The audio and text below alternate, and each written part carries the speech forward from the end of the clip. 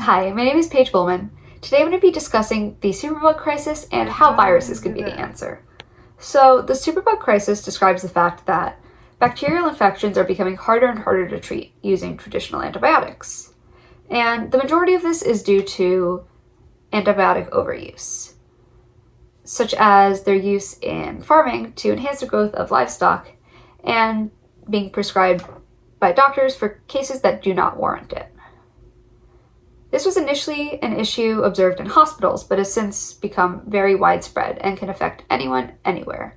Microbes do not discriminate. Also, this has been an issue that we've known about for a while, but as other threats pop up, it becomes ignored. During these times, superbugs are allowed to grow and continue to acquire more antibiotic resistance. So, all of that being said, what can be done?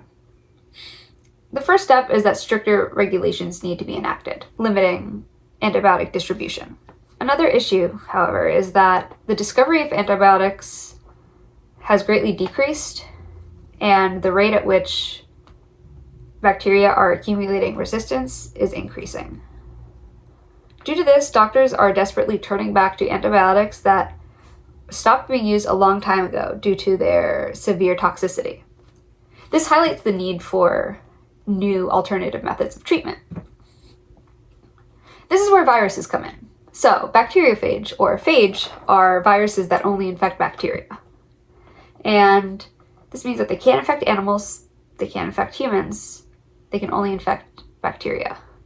And phage will evolve alongside bacteria, meaning that it's a lot harder for bacteria to acquire permanent resistance.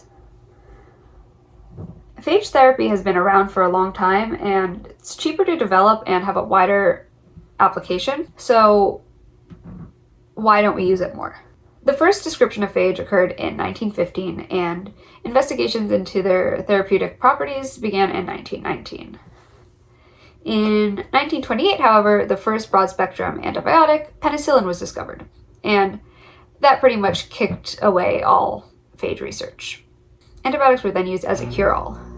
By 2013, the CDC reported that 23,000 people died annually from superbugs, and that by 2050, 10 million could die each year due to superbugs, costing world economies around $100 trillion US. So, you might be sitting there thinking, if I'm already sick, why am I going to inject viruses into my body? In today's world with COVID-19, virus has become an extremely emotionally charged word, to the point that people use the virus to refer to COVID. Let's relate this to the concept of good bacteria, where there are a bunch of bacteria in your body that you need to survive and be healthy. These are good viruses. Antibiotics kill indiscriminately, meaning they're going to get rid of all of your bacteria, the infection, but also your healthy bacteria. Phage, on the other hand, have a very narrow host range, meaning that they're only going to infect the bacteria that they are targeted to. This means that they leave your healthy bacteria intact. When the good bacteria in your body dies, it allows for fungal and viral infections to take over. Phage therapy eliminates this risk. Another concept to address is synergy, which is when two compounds work better together than either do alone. This can be used by combining phage therapy and antibiotics. This increases the efficiency of both of the drugs and also allows for the use of old antibiotics that are no longer used due to high levels of resistance. Another application of phage therapy is genetic modification, which is another scary term that has negative public opinion. However, genetic manipulation has already been used to improve phage properties in many ways. The narrow host range of phage is a benefit that we discussed, but it's also a limitation. Genetic modification can be used to increase the host range of phage, giving them wider applications.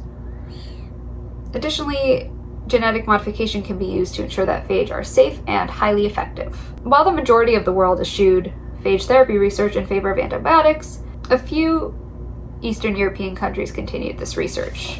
In fact, phage cocktails, which are just mixtures of different phage to increase host range, are available for over-the-counter use in Georgia and Russia. This long-term use leads to credibility, but there are also numerous studies that are widely criticized due to small sample sizes, poor experimental design, and contradictory results. More recent laboratory research has showed great successful animal trials, and the data suggests that phage therapy can be safe and effective.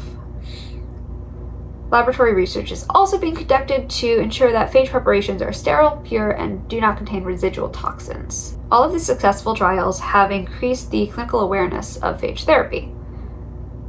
In many countries, phage therapy is only available for compassionate use cases, where the patient is going to die without an experimental treatment. The downside to these is that they have a very limited scope, and if there is a negative outcome, you're unable to determine if it was due to the treatment or the patient's disease. Because of this, large-scale clinical trials are needed for phage therapy to gain traction and become widely used. The only ways to access phage therapy at this point are medical tourism, which is traveling to places where these clinics are available, Poland, Russia, and Georgia, which is very expensive and not feasible for most. Another option is compassionate use, which has access to very limited resources, and you have to find a doctor who's willing to participate. And then clinical trials. One limitation to phage therapy is that it can be hard to figure out dosing, as the phage continuously replicate inside of the patient. Phage can also carry antibiotic resistance genes, which then introduce new resistance into bacterial populations. The interactions of phage once in a patient also need to be researched more. It's possible that the phage may be degraded by the patient's immune system before reaching the bacteria, or that bacteria may release toxins when infected. Another major issue for phage therapy is regulatory hurdles. Phage aren't technically alive, but they're also not biochemical compounds. So there's no standing legal framework for their use.